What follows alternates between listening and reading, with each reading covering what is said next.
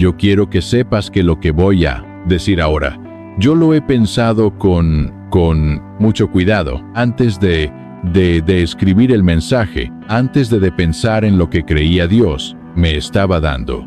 Primero porque amo a la iglesia y he dedicado mi vida a servir al cuerpo de Cristo. Llevo 30 años haciendo esto. Y también digo esto con humildad porque sé que soy culpable de precisamente algunas de las cosas que yo voy a describir durante este mensaje que yo llamé escándalo o que creo Dios me ha dado ese título.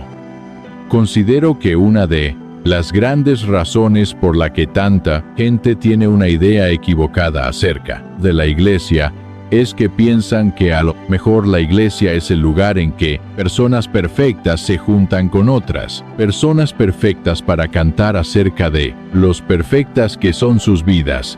Hay como un común denominador de pensar que la iglesia reúne gente santa, gente impoluta, gente íntegra, cuando en realidad la iglesia debería ser el lugar en donde la gente admite que ha caído, que ha fallado, que se ha equivocado, que está rota.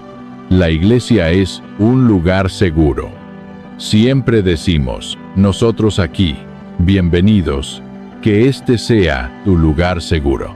Los que se congregan acá saben que en algún momento cuando les pido que se puedan saludar, les digo, estás en un lugar seguro y si no, tienes un hogar. Podrías considerar a River como el tuyo.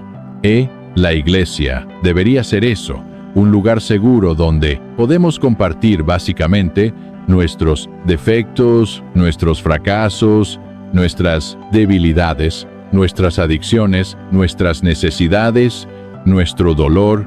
O sea, que la iglesia debería ser el lugar en donde podemos ser lo que somos y no el lugar en donde somos muy santos y espirituales o aparentamos serlo. Pensaba esto porque vivimos una temporada muy singular y esta temporada nos expone a todos. Esta temporada, mientras que duró, mientras que está perdurando, nos expone lo que hay en nuestro corazón, tanto a los líderes como los que se congregan, a los que decían que eran cristianos, a los tibios, ¿no? A los que decían, yo estoy consagrado y ahora descubrieron que no lo estaban tanto. Creo que cuando adoptamos poses y posturas de perfección, creamos la religión, que es lo que la gente repele. De hecho, es esa falta de autenticidad lo que hace que mucha gente piense que la iglesia es un sitio para gente santa. Y ahí es cuando nos miran con desconfianza. Y ahí es cuando nos evitan. Yo digo siempre que las personas no tienen problemas con Dios. La mayoría de las personas tienen problema con varios de sus seguidores, o sea, con nosotros, porque nos ven como personas alejadas de la realidad. Por eso digo que esta pandemia nos dio equidad. Nos hizo a todos pasar por lo mismo. Todo el mundo tiene que tomar las mismas medidas preventivas.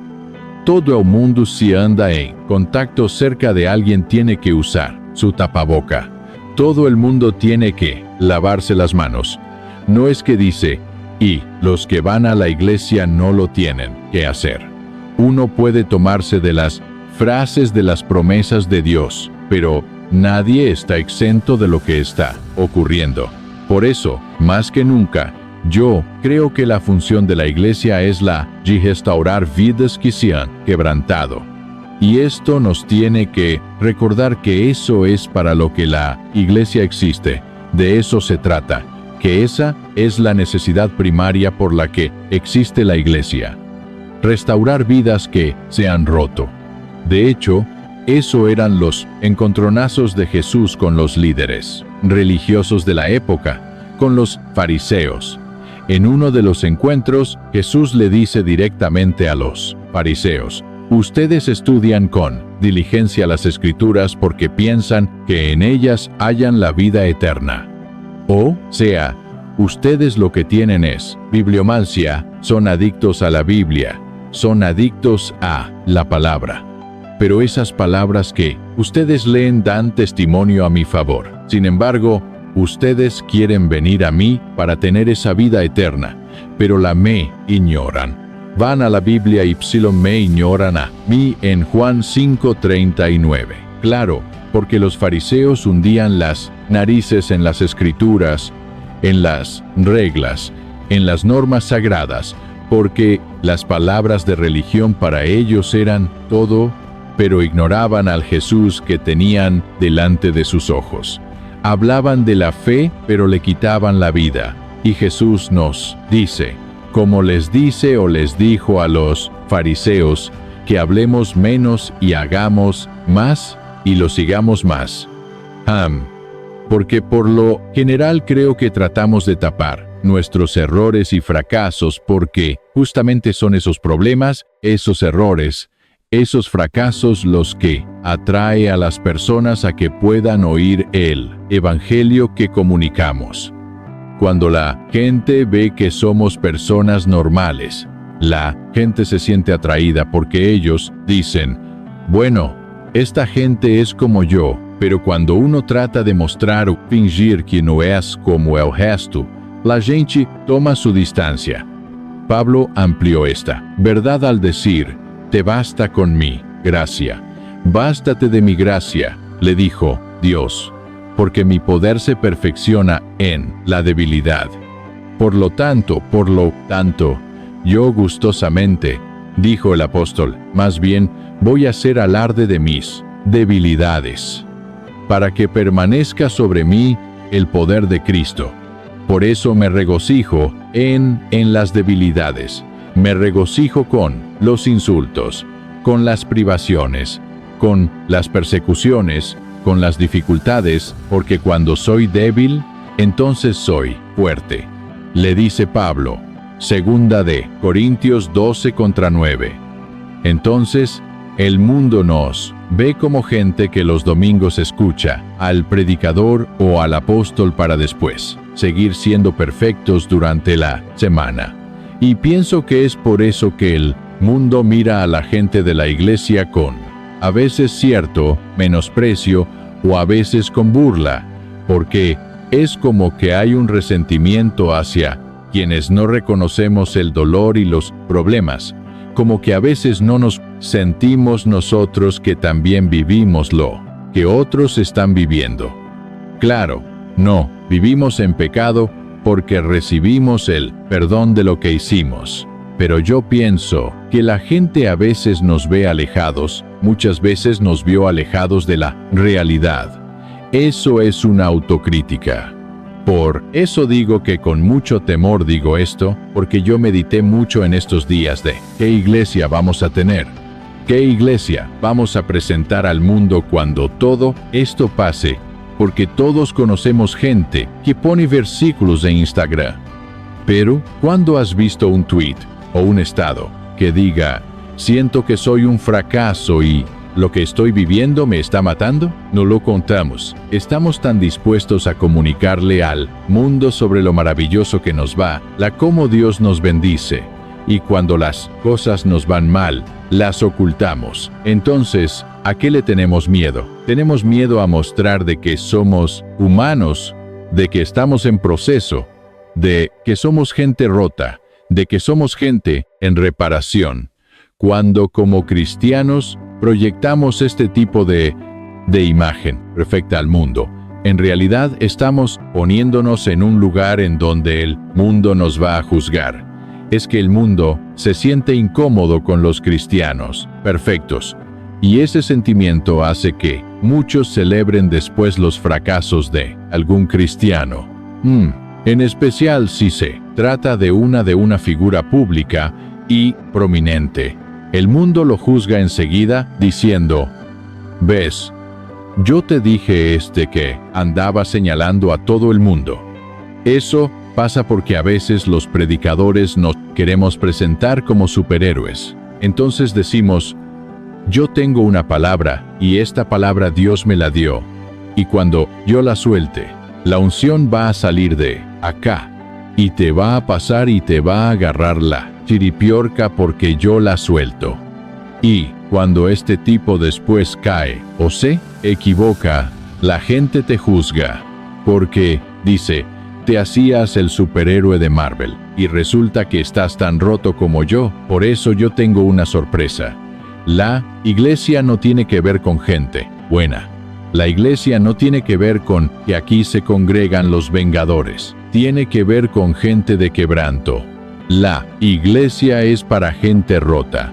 Es un hospital del alma. Por mucho que querramos higienizar la Biblia, porque nosotros nos pasamos toda una vida de cristianos tratando de hacer la Biblia más aséptica, más higiénica, más aceptable. Este libro está lleno de gente fallada. Está lleno de gente fallada. Jacob había engañado. Pedro había negado a Cristo. David había cometido adulterio. Noé se emborracha. Jonás huye de Dios. Gedeón es inseguro. Miriam es chismosa. Marta se preocupa por todo. Tomás duda. Elías se deprime. Moisés era tartamudo, inseguro, y sigo. La Biblia es un escándalo. El Evangelio es un escándalo. Y no nos corresponde a nosotros hacerlo. Más aséptico y decir, predicar son las partes que no chocan tanto. Este es un libro de gente rota. Esta es nuestra jurisprudencia, lo que en términos legales se llama los antecedentes legales de cualquier caso. La Biblia está llena de gente que se equivoca, de gente que fracasa y sin embargo, Dios tiene favor. Los perdona. Quizá te habrá pasado estar sentado en una conferencia, escuchando alguien que está hablando y al cabo de media hora de cháchara incomprensible, de pronto el predicador hace una pausa y pregunta si hay alguna, dice si hay alguna pregunta en la sala, no, dice, ¿hay alguna pregunta? No solo pasa en la iglesia, puede pasar en un seminario de ventas, en lo que sea, en una reunión de multinivel, y a veces tan complejo lo que está hablando que no hay preguntas. Nadie levanta la mano y uno dice, ¿será que no hay preguntas? ¿De verdad? Todas estas personas saben lo que está hablando este tipo. Y a uno que no entendió mucho le asusta preguntar porque dice, voy a ser el único idiota que pregunta. Entonces, no levantamos la mano y damos por sentado que los demás también entendieron. Si no, tendría que haber preguntas. Pero eso pasa desde el colegio. Yo tenía un profesor de matemáticas que no le entendíamos nada. Decía alguna pregunta. Supongo que no, serán tan tontos para no entender. Entonces, ¿quién iba a preguntar? Nadie. Entonces, uno no pregunta porque tampoco nadie se anima a preguntar. Yo lo veo con algunos predicadores. Esto es algo que tenemos que aprender. Yo lo veo que estoy seguro que nadie entiende, nadie comprende, pero por alguna razón todos dicen amén. No sé. El predicado dice, ¿me entiendes? Amén. Dicen todos, aunque uno no entienda. Uno dice amén porque dice, si los demás dicen amén, voy a decir amén también. Los psicólogos sociales lo denominan ignorancia pluralista, que se da cuando un grupo de personas actúa de determinada manera porque piensa que el resto lo entiende, y la ignorancia pluralista hace que, por ejemplo, las empresas continúen llevando a cabo estrategias fallidas año tras año. No les resulta, pero hay una ignorancia pluralista. Se atreve a contradecir al comité, al board. La ignorancia pluralista hace que los gobiernos se empecinen en implantar políticas impopulares. La ignorancia pluralista es obstinada. Lo hace y continúa con lo mismo hasta que alguien se atreve a alzar la voz y decir, esto no está resultando. Y a veces es una persona la que levanta la voz. Y a veces lo que nos grita es una pandemia. A veces nos grita un caos como este para que prestemos atención, que a lo mejor tenemos que reinventarnos, cambiar la manera hasta de transmitir el mensaje. Hans Christian Andersen, el famoso escritor danés de cuentos infantiles, ilustró un fenómeno, este fenómeno de ignorancia pluralista, en un cuento: El traje nuevo del emperador. Yo sé que lo habrán escuchado en alguna ocasión, o lo habrán visto en la tele, en alguna película. Él escribió el cuento en 1835, y Chen Baba Sansu, mucho antes de que los científicos le pusieran nombre a este fenómeno, esto de ignorancia pluralista, y yo estoy seguro que a lo mejor conoce la historia. Un emperador narcisista se rodea de personas que solo le dicen lo que quieren oír. Entonces aparecen Dustimadores, Agam, testigos de la ridícula situación que vive el imperio, se dan cuenta que pueden ganar mucho dinero sin esfuerzo.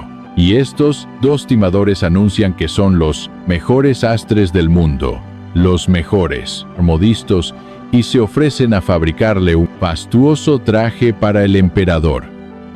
Ropas nunca vistas, y hacen correr el rumor de que solo los más puros de corazón podrán ver los maravillosos ropajes, que los que no son puros, los que son simples, no lo van a poder ver. Así que por fin llega el día y el emperador se viste con su traje nuevo, que era invisible. O sea, ellos hacían que cosían, no había tela, pero nadie se animaba a decir: yo no la veo. Porque si decía: yo no estoy viendo la tela, automáticamente te dabas autoincriminando de que no tenías corazón puro. Y el primero que no veía la tela era el emperador, era el que no estaba viendo nada. Pero si decías: yo no veo la tela, se iban a dar cuenta que este era un torpe que no tenía corazón puro. Así que todo el mundo simulaba que veía la tela. Los timadores sabían que no existía la tela, que era invisible. No era invisible, no existía, pero nadie se daba por aludido de que no la estaba viendo, ¿no? Así que el rey en calzones se pone la supuesta ropa, el fastuoso traje. Obviamente, en el espejo ve que están calzones, pero no lo reconoce porque el que está al lado, que tampoco ve nada, le dice: ¡qué tremendo traje! Claro que sí. Y entre todos ellos estaban fingiendo porque la ropa no existía. Así que anuncia el paje de armas. Sale, hace, y anuncia que el emperador hará un gran desfile por la ciudad entre los cortesanos, luciendo su traje. Y de repente el tipo sale en calzones, obviamente. Pero antes de que salga en calzones anuncian: miren que los que no son de puro corazón no lo van a poder contemplar, pero los puros contemplarán el traje. Entonces, como que había una idea preconcebida. Es como cuando en la iglesia decimos: todo el mundo va a sentir la presencia de Dios, y aquel que está en la carne no la va a sentir. ¿Quién no va a querer sentir la presencia de Dios? Aún el que no la sienta dice: bueno, yo hago que la siento. Si la gente se cae, yo me tiro. Si el otro grita, yo grito por las dudas. A ver si el pastor piensa que soy un carnal.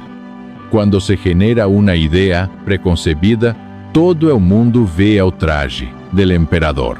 Y la historia de Andersen dice que de pronto entre la multitud se oye la voz de un niño que dice: el emperador está desnudo. Porque, ¿qué puede haber más puro de corazón que un niño? Pero el chiquito no sabía que tenía que simular, que tenía que fingir, porque es obvio que el emperador estaba desnudo. Todos lo pensaban, nadie se atrevía a decirlo. Le seguían la corriente porque no tenían agallas para decirle la verdad. Y cuando el nene gritó que el emperador estaba desnudo, todos empezaron a reírse, a alargar su carcajada y el rey, avergonzado, entró tapándose sus calzones, pidiendo las 2 cabezas de los timadores que para ese entonces ya no estaban más en la ciudad. Y así nació la lección que perdura hasta nuestros días.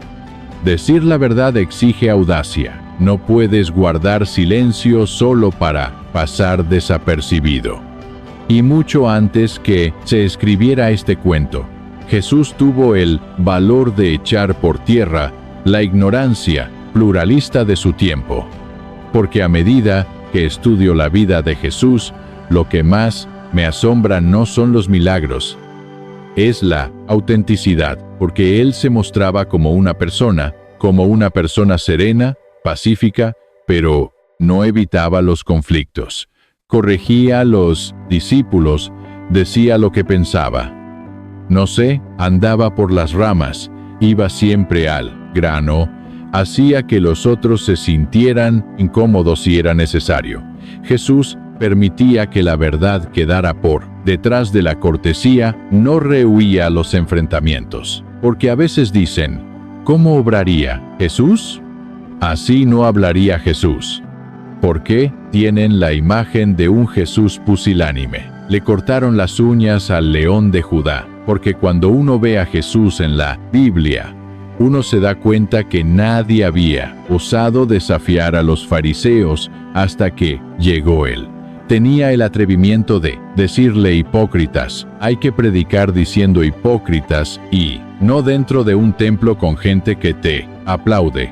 Se lo decía jugando de visitante, no de local, porque de local somos todos profetas. Cuando la gente te dice, wow, wow, wow, wow, wow. Pastor, Postoli te hace porras. Uno se atreve a decir lo que quiera, pero hay que estar de visitante y decirle hipócritas, y que te saquen del templo. Y que te lleven a un pináculo para arrojar desde ahí arriba, como se hacía con los falsos profetas. Les decía cosas como, ustedes cuelan el mosquito, pero tragan un camelo. Hay de ustedes maestros de la ley, fariseos, hipócritas, dan la 10ª parte de sus especias. Porque los hipos eran diezmadores, pero han descuidado asuntos más importantes como la ley, tales como la justicia, la misericordia, la fidelidad. Deberían haber practicado aquello, pero sin descuidar la misericordia. Limpian el exterior del vaso y del plato, pero el interior está sucio, llenos de robo, de desenfreno. Eso eran los mensajes. Señalaba que se esforzaban más en impresionar a los demás que en amar a Dios. Jesús le decía, el emperador está desnudo, la religión está desnuda, no sirve, y la prueba de la madurez espiritual no está en el exterior. Y Jesús se los hacía notar, porque la espiritualidad no se va exhibiendo por ahí. La espiritualidad no se muestra desde un canal de televisión. La espiritualidad no se demuestra a los gritos ni sacando decretos. Se desarrolla dentro de nosotros.